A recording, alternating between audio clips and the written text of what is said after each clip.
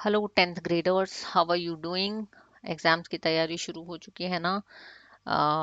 मेरे लेक्चर्स, मेरे जो क्लासेस हैं, I hope you are following them. Guru Gauri classes, like subscribe share कर रहे हैं आप। कमेंट्स डाल दीजिए अगर कोई डाउट्स हैं। Prepare them well. हम लोग अभी तक इसमें दो टॉपिक्स कंप्लीट कर चुके हैं, एक केमिकल रिएक्शंस एंड दूसरा हेरिडिटी, राइट। आज जो हम चैप्टर शुरू करने वाले हैं वो बहुत इंटरेस्टिंग है, क्योंकि उसमें बहुत सारे क्वेश्चंस हैं, बहुत सारे रिएक्शंस हैं। ठीक है, और बहुत मजा आने वाला है क्योंकि हम उसको डेली लाइफ में देखते हैं। ठीक है, अब मेरे को छोटी सी एक before starting I just want to know something. हमारे इंडिया में हम बहुत अच्छा अच्छा खाना खाते हैं, right. And after that our seniors start complaining of acidity in stomach, gas in stomach, and the stomach ache, right, and a lot of problems like this. ठीक है, अब क्या करें, एसिडिटी हो गई भैया, उसके चक्कर में मैं तो कुछ कर ही नहीं पा रही हूँ या पा रहा हूँ, right, and all these things. Now what happens, आप जल्दी से जाते हैं, आप या तो पुदीन हरा देते हैं या तो आप उनको इनो देते हैं। Have you ever seen that Eno के पैकेट पे क्या लिखा होता है? इनो के पैकेट पे लिखा होता है एंट एसिड। एंट का मतलब anti, opposite. So something which can oppose acid, right, वो दिया जाता है। And what can oppose an acid? So there are acids, and acids को ऑपोज करते हैं बेसिस। और पता है क्या होता है, जब एसिड और बेस पेट में जाके मिलते हैं, then they become salt and they become water. और सॉल्ट और वाटर तो हमारे बॉडी की नेसेसिटी है, तो वो ईज आउट हो जाता है। ठीक है, ये टर्म्स आपने सुनी है। So this is our topic of the day, chapter of the day, acids, bases and salts, right. शुरू करें।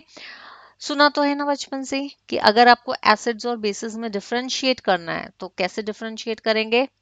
Acids are sour in taste, though we know that we cannot taste them. Bases are bitter in taste. पहला difference, ठीक। दूसरा difference, acids turn blue litmus red, ठीक है। Basis turn red litmus blue. दूसरा difference, ठीक है, ये हमने शुरू से सुना है। ठीक है, asset turns, okay, the yellow, turmeric हल्दी होती है ना, हल्दी, उसका नॉर्मल कलर कैसे होता है? येलो। ठीक है, yellow turmeric turns reddish, reddish brown because of the action of base. ठीक है, and there are few more. तो ये जो लिटमस और टर्मरिक हमने जो बातें की हैं, they are called as indicators. ठीक है जी, राइट। तो दूसरा और कोई और कौन सा इंपॉर्टेंट इंडिकेटर हम लैब में यूज करते हैं, जरा मुझे बताओगे आप? Anybody who has heard about them? So one is methyl orange, right? तो मिथाइल ऑरेंज एसिड जो है turns it into red colour. ठीक है, जबकि बेस मिथाइल ऑरेंज को येलो कलर में कन्वर्ट कर देता है। So that's one difference. Another indicator is phenolphthalein. ठीक है, ये सब आपको लैब में मिल जाएगा। Phenolphthalein, which acid will turn it colorless, right? However, the base will turn it pink. Base will turn it pink. ठीक है जी, right?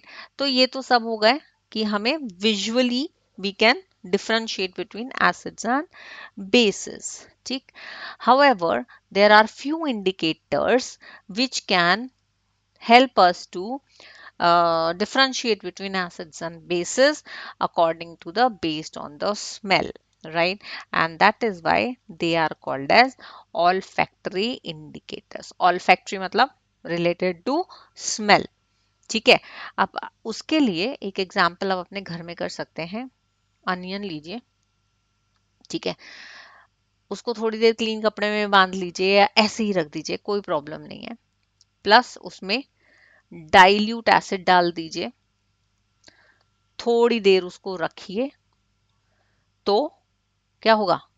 Smell continues. आप विनेगर विनेगर वाला अनियन खाते हैं ना, तो उसमें से स्मेल जाती नहीं. ठीक है, so smell will continue and vinegar is an acid. But इसी अनियन को अगर आप बेस के साथ जोड़ेंगे, base is sodium hydroxide is a base, base के साथ रख देंगे या बेस से इसको ट्रीट करेंगे, तो द स्मेल गोज अवे, पूरा खत्म हो जाएगा smell, right? And that is the difference, right? And the similar condition होगी अगर आप क्लोव के साथ ही एक्सपेरिमेंट करेंगे. क्लोव की भी अपनी एक स्मेल होती है ना, तो अगर एचसीएल के साथ डालेंगे स्मेल कंटिन्यू करेगी, बेस के साथ डालोगे स्मेल चली जाएगी. Similarly you can use it with vanilla essence. It is also an olfactory indicator. So these are the three examples of olfactory indicators. Olfactory मतलब smelling indicators, right? तो this is how acids and bases can be differentiated. बाकी भी बहुत सारी चीजें हैं, chemical property से भी हम उनको डिफरेंशिएट कर सकते हैं. So will be talking of chemical properties of acids and bases, ताकि हम उनको इजीली डिफरेंशिएट कर पाए और उनको समझ पाए. ठीक है, तो पहला रिएक्शन पहले देखते हैं कि what happens when acids and bases are coming in contact with a metal. ठीक, for example zinc, easy reaction होता है, इसलिए जिंक का एग्जाम्पल ले लेते हैं. ठीक है, अब मैं आपको एक सेटअप दिखाती हूँ, और इस सेटअप में देखिए तो क्या हो रहा है. Dilute zinc granules test tube में लिए गए हैं, I am so sorry, zinc granules एक टेस्ट ट्यूब में लिए गए हैं. Dilute sulfuric acid has been put in this, right? There is a stopper put in ताकि गैस आराम से रिलीज हो, ऐसे ही भाग ना जाए कहीं. And then we see that the uh, the candle is burning with a pop sound. और हमने पिछले चैप्टर में भी पढ़ा था that pop sound only is created by hydrogen gas. That means ये तो पक्की बात है कि hydrogen gas is being released. ये सोप सोल्यूशन टेस्टिंग के लिए रख देते हैं, और इसमें हाइड्रोजन जो बबल्स बबल्स आ रहे हैं, so that bubbles are of hydrogen gas. Very clear, right? अब जरा इसका रिएक्शन बना के देखें. ठीक है, तो हुआ क्या, Zn हमने लिया, हाइड्रोजन सल्फेट हमने लिया, जिसको हम एसिड के फॉर्मेट में बोलते हैं सल्फ्यूरिक एसिड, राइट? और कौन सा लिया है, डाइल्यूट सल्फ्यूरिक एसिड लिया है, तो क्या बन जाएगा, जिंक सल्फेट बन गया salt, plus release of hydrogen gas, right? Right, balance कर लीजिए भाई, Zn SO4 H2 तो it is a balanced equation.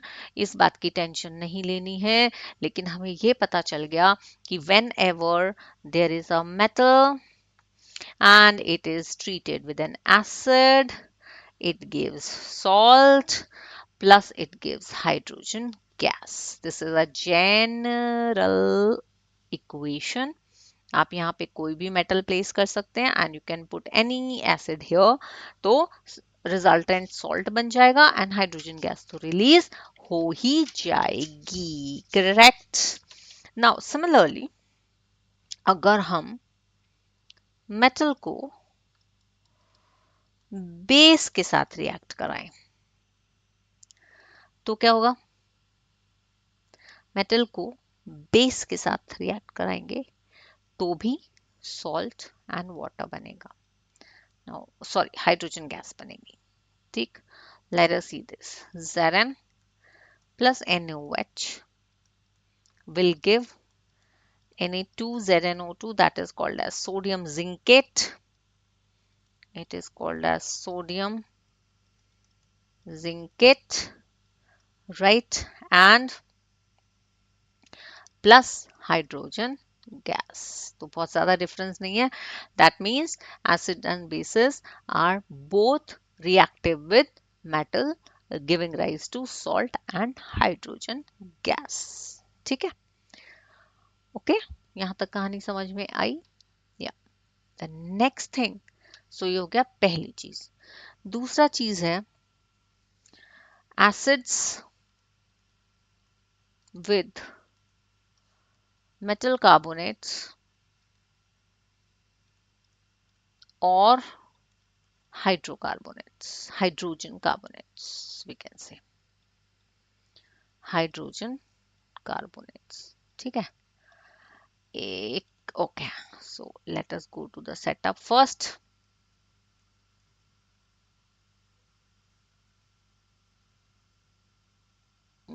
Just check it out. यहाँ पे क्या है देखो इस डायग्राम में. The test tube has sodium carbonate, right? The test tube has sodium carbonate, then treated with dilute hydrochloric acid, right? And there is an additional test tube put in which has calcium hydroxide solution. The gas which is being released is collected in this test tube. अब क्या gas release होगी? Carbon dioxide. ठीक है? हाँ, right. And then when it is coming to the calcium CaOH, calcium hydroxide का solution, it will create new substance also. खैर, हमारा basic example है अभी. बेसिक चीज हमें ये देखनी है कि सोडियम कार्बोनेट और हाइड्रोक्लोरिक एसिड मिलके क्या बनाते हैं. ये पक्का पता चल गया कि it releases carbon dioxide. ठीक है?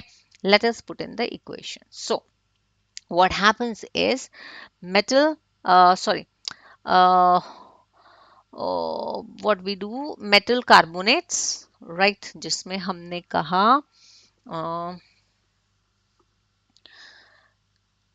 let's say sodium carbonate, और इसको हमने रिएक्ट किससे कराया था? हाइड्रोक्लोरिक एसिड से, जो कि डाइल्यूट थी.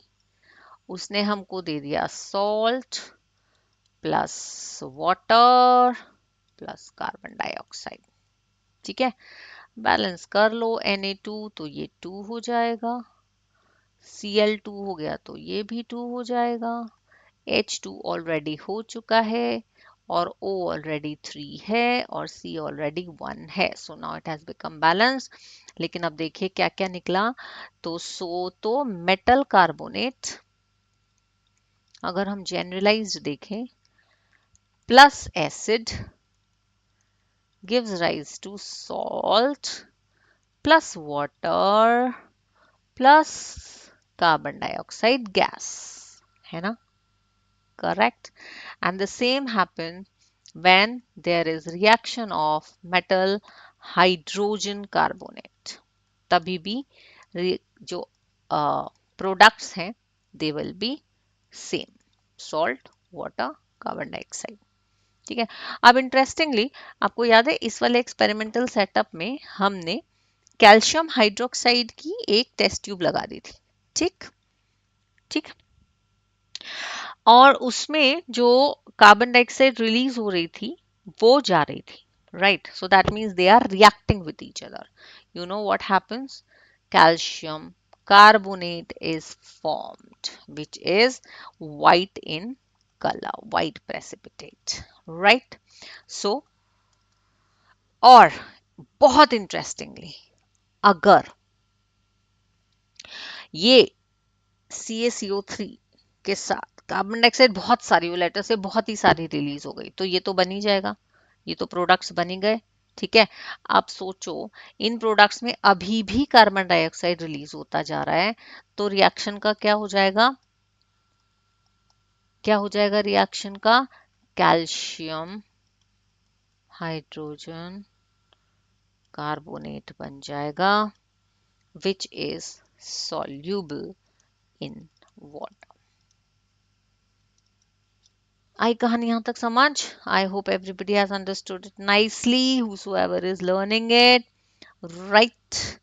And आज के लिए एक और सिंपल सा रिएक्शन कर लेते हैं, which is, I'm so sorry, oh, I have to go on this page, right? And the third one is when acids are reacting with bases. ये हमने ऊपर भी इंट्रोडक्शन में कर लिया था, राइट? क्या बना था? सॉल्ट और water. It is as simple as that. And this reaction is called as neutralisation reaction. This reaction is called as neutralization reaction. ठीक है, क्योंकि एसिड भी न्यूट्रलाइज हो गया, बेस भी न्यूट्रलाइज हो गया, राइट? एग्जाम्पल ले लेते हैं जी. एसिड का एग्जाम्पल HCl, बेस का एग्जाम्पल NaOH सोडियम हाइड्रोक्साइड. बना क्या? NaCl plus H2O, as simple as this. 2HCl, 2NaCl, 2NaOH. हो गया सब? हो गया सब? 2H और 2H4. कुछ तो confusion हो गया है. Can you check on that? Maybe the uh, okay, I will take the eraser. I'll just remove these two from everywhere because I think I've done a wrong calculation. एक बार इसको balance कर लेते हैं भैया अच्छे से. देखो जी, एक H और एक H, दो H तो दो H तो हो गए प्रॉपर. एक Cl, एक Cl, ये भी प्रॉपर हो गया. एक Na, एक Na, ये भी प्रॉपर हो गया. और एक O, अरे बैलेंस करने की जरूरत ही नहीं है. This is all correct only. My bad, sorry. ठीक है. So acid plus bases gives salt and water, which is basically neutralization reaction. Interestingly, जब एसिड्स जो है ना वो मेटल ऑक्साइड्स के साथ रिएक्ट करते हैं, ठीक है, तो भी वो सेम ही काम करते हैं. तो भी वो क्या करते हैं? सॉल्ट और वाटर ही बनाते हैं.